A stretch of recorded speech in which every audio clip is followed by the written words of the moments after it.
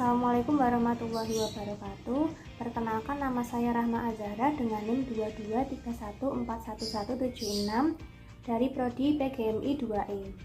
Sebelumnya, video ini dibuat untuk memenuhi tugas UAS bimbingan dan konseling yang diampu oleh Ibu Khalifatul Hasanah. Di sini saya akan menyampaikan dua materi. Yang pertama, pendekatan behaviorisme dalam bimbingan dan konseling, dan pendekatan client center dalam bimbingan dan konseling. Materi yang pertama yang saya akan bahas yaitu pendekatan behaviorisme dalam bimbingan dan konseling. Konsep dasar dalam bimbingan konseling behaviorisme yaitu menekankan perhatian kepada perilaku yang tampak. Pada hakikatnya, konseling merupakan sebuah upaya pemberian bantuan dari seorang konselor pada klien. Bantuan di sini dalam pengertian sebagai upaya membantu orang lain agar ia mampu tumbuh ke arah yang dipilihnya sendiri. Selanjutnya ada tujuan dari pendekatan behaviorisme menurut Corey, yaitu sebagai refleksi masalah konseling, dasar pemilihan dan penggunaan strategi konseling, dan sebagai kerangka untuk menilai hasil konseling. Selanjutnya ada metode pendekatan dari behaviorisme, yaitu menurut Surya ada 4. Yang pertama adalah operant learning, yaitu pendekatan ini memfokuskan pada penguatan dalam pembentukan perilaku klien yang dikehendaki. Yang kedua ada social modeling, pendekatan belajar sosial bertolak dari pendapat Bandura tentang 3 sistem terpisah namun merupakan sistem pengatur yang saling berkaitan. Metode behaviorisme yang ketiga yaitu adalah cognitive learning. Metode ini melalui pengajaran secara verbal, kontak fisik antara konselor dengan klien, dan bermain peran. Pendekatan ini terdiri dari persuasi dan argumen yang diarahkan kepada perubahan-perubahan ide yang tidak rasional. Selanjutnya ada emotional learning. Metode ini diterapkan pada individu yang mengalami kecemasan. Pelaksanaan dilakukan dalam situasi rileks dengan menghadirkan rangsangan yang menimbulkan kecemasan bersama satu rangsangan yang menyenangkan. Masuk ke materi yang kedua yaitu pendekatan client center dalam bimbingan dan konseling. Center yaitu menurut Roger merupakan teknik konseling di mana paling berperan adalah klien sendiri. Klien dibiarkan untuk menemukan solusi mereka sendiri terhadap masalah yang tengah mereka hadapi. Hal ini memberikan pengertian bahwa peran konselor dalam teknik ini hanya sebatas mengarahkan, mempengaruhi, dan memberi dorongan kepada klien agar klien dapat memikirkan sendiri dan mencari solusi permasalahannya sendiri. Tujuan client center ada 4.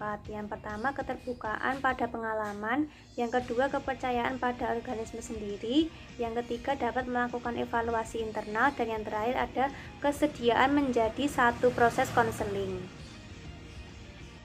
Teknik pendekatan client center. Yang pertama ada acceptance, yaitu konselor menerima konseling sebagaimana adanya dengan segala masalahnya. Yang kedua ada congruence, yaitu karakteristik konselor adalah perkataan serta perbuatannya yang konsisten. Yang ketiga ada understanding, yaitu konselor harus mampu memahami dunia batin konseling secara akurat. Yang keempat ada non-judgmental, yaitu tidak memberi penilaian terhadap konseling, akan tetapi konselor selalu objektif. Selanjutnya ada proses pendekatan client center. Semula dijelaskan proses konseling dan psikoterapi sebagai cara kerja melalui kemajuan yang bertahap. Tetapi pendapat lain mengemukakan bahwa pertanyaan emosi negatif kemudian diikuti dengan pertanyaan positif. Dan keberhasilan konseling adalah dengan mengarahkan pertanyaan kepada insight, diskusi perencanaan aktivitas. Yang kedua ada perubahan self, yaitu proses konseling berarti pula proses perubahan diri, konsep dan sikap ke arah diri. Konseling yang berhasil berarti bergeraknya perasaan yang negatif ke arah yang positif. Salah satu contoh kasus yaitu di sekolah saya satu kelas dengan seorang teman, sebut saja namanya ialah Mawar. Ia selalu mendapat peringkat 3 besar. Selain saya teladan, ia juga mempunyai teman dekat yang berinisial B. Mereka selalu bersama hingga terjadilah suatu kejadian di mana si B menjauhi si Mawar karena sikapnya egois dan suka bergosip, membuat berita yang tidak ada kebenarannya. Sehingga Mawar kerap diajak teman sekelasnya sebagai tukang gosip, dan hal ini membuat Mawar menjadi pendiam serta nilai akademiknya menurun.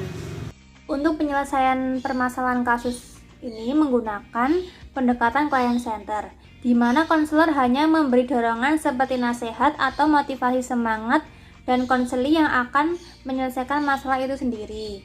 Pertama, konselor memberikan suasana konseling senyaman mungkin sehingga Mawar dapat menceritakan dan mengungkapkan permasalahan yang sedang ia hadapi secara terbuka. Selanjutnya, konselor juga memberitahukan keadaan Mawar secara terus terang agar ia memahami permasalahan yang ia alami. Selanjutnya, konselor mengarahkan sebagaimana Mawar lakukan, di mana sekarang di antaranya seperti menumbuhkan rasa kepercayaan diri, meminta maaf kepada temannya, mengakui kesalahan, dan lebih fokus dalam belajar agar ia bisa melanjutkan kehidupannya. Sekian materi yang dapat saya sampaikan. Terima kasih. Wassalamualaikum warahmatullahi wabarakatuh.